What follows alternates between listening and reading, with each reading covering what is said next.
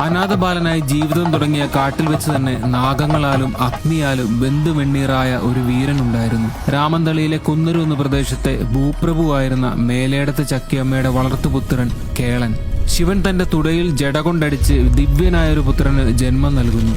നായാട്ട് വീരനും ധൈര്യശാലിയുമായ വയനാട്ടുകുലവൻ. നായാട്ട് കഴിഞ്ഞ് പൂമ്പുന്നം കാട്ടിലെത്തിയ വയനാട്ടുകുലവൻ രണ്ടു നെഞ്ചിലും നാഗങ്ങളുമായി വെന്ത് കിടക്കുന്ന കേളനെ കാണുന്നു. തന്റെ വിൽക്കാലുകൊണ്ട് വെണ്ണീരിലടിച്ച ശേഷം തന്റെ വില്ലുകൊണ്ട് തൊട്ടപ്പോൾ കേളൻ പുനർജനിച്ചു. ഞാൻ കണ്ടതുകൊണ്ട് നീ ഇനി കേളൻ എന്നല്ല കണ്ടനാർ കേളൻ എന്നറിയപ്പെടുമെന്ന് ദേവൻ പറഞ്ഞു.